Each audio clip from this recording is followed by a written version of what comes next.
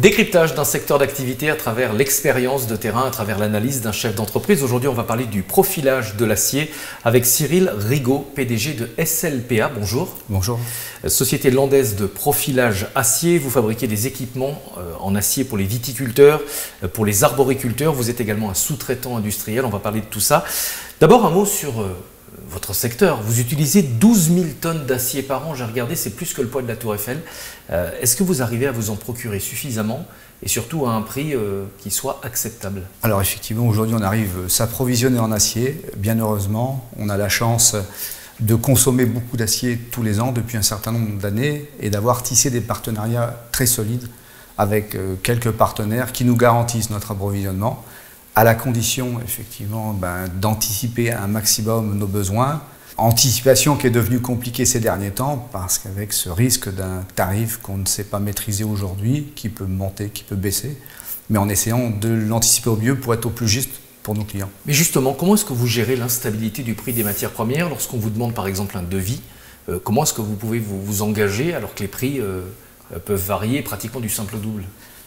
Aujourd'hui, notre force, elle est, un comptable ne serait pas forcément d'accord avec la stratégie, mais c'est d'avoir du stock suffisant pour nos clients de long terme à qui on peut garantir la présence d'acier et leur garantir des délais assez courts, et un panel de choix important sur le reste des formats de bobines d'acier, pour ce qui nous concerne, et proposer à nos nouveaux clients assez rapidement une solution à leurs besoins. Donc la réponse, c'est aussi une contrainte, c'est immobiliser des capitaux ça immobilise dans le stock. Énormément de trésorerie. Est-ce que vous avez pu répercuter les hausses de prix des matières premières sur vos clients?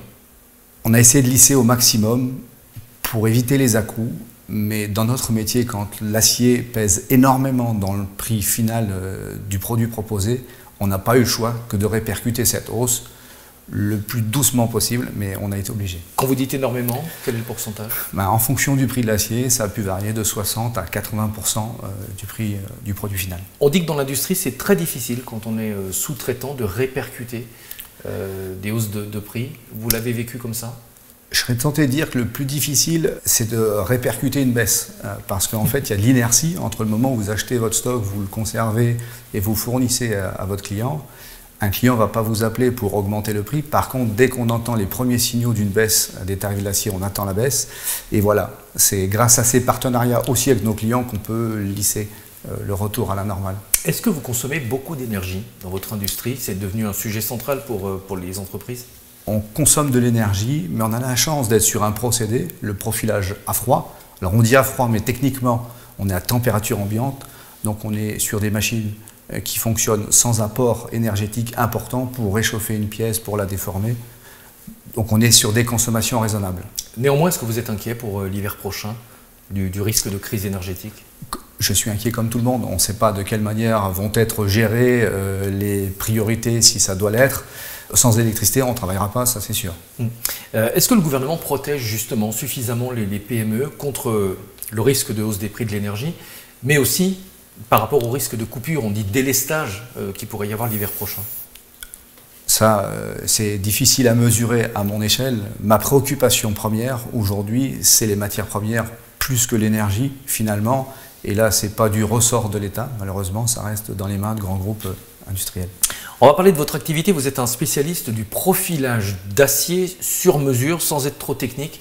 Est-ce que vous pouvez nous expliquer en quoi ça consiste? Le profilage, c'est un procédé ancien qui existe depuis très longtemps. On connaît beaucoup de profils en acier avec des formes assez simples. On peut parler de cornières, de U, d'oméga, de choses comme ça. Notre spécialité à nous est d'être sur des produits sur mesure. On est capable, avec nos 14 lignes de profilage, à partir de formes classiques, de venir personnaliser aux besoins du client le produit, ou alors de collaborer avec lui pour déterminer de l'outillage spécifique que notre bureau d'études va concevoir et délivrer un produit qui lui appartiendra, une forme qui lui appartiendra. À vous entendre, il n'y a pas de produit standard? Si, il y a des produits standards, mais... Ce n'est pas votre spécificité?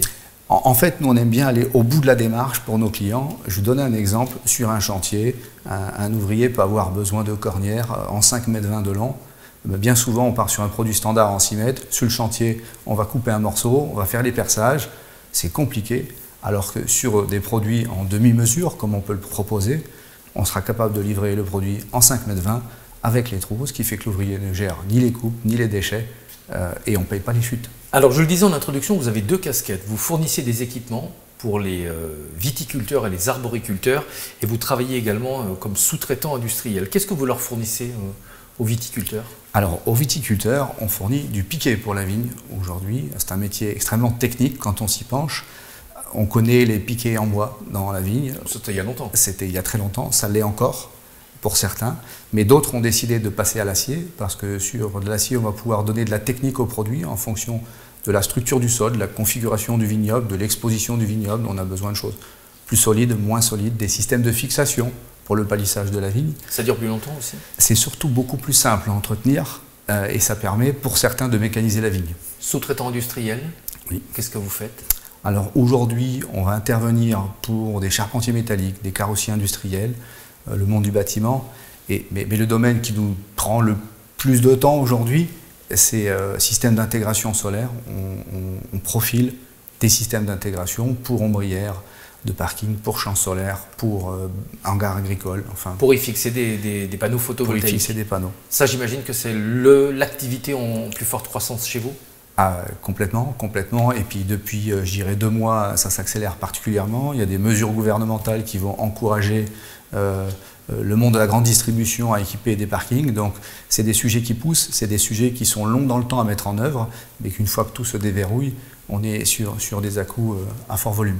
Comment est-ce qu'on innove dans votre secteur? L'acier, c'est vieux comme le monde, enfin, ou presque.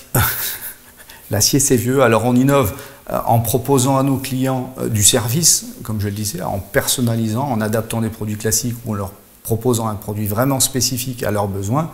Quand vous avez un carrossier industriel qui souhaite un produit avec de la moquette directement collée dessus pour protéger l'intérieur d'un camion, bon, c'est très technique comme produit, il faut que le produit soit abouti directement pour lui, donc on va innover à ses côtés, mais ensuite c'est en proposant des matériaux nouveaux, hein. Les gros faiseurs de l'acier proposent de nouveaux matériaux.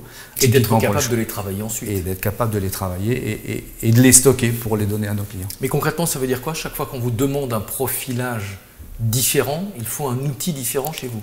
Le plus souvent, oui. Ouais. Sauf une extension d'un produit classique, mais sinon, il va falloir nous le procéder. Très simplement, on va venir passer une bande d'acier à travers des galets pour lui donner progressivement une forme. Donc, bien entendu, si je veux une autre forme, il faut une autre série de galets et donc une autre étude et un autre outillage. Merci beaucoup pour ces explications. Cyril Rigaud, PDG de SLPA, Société landaise de profilage acier. À très bientôt pour un nouveau décryptage.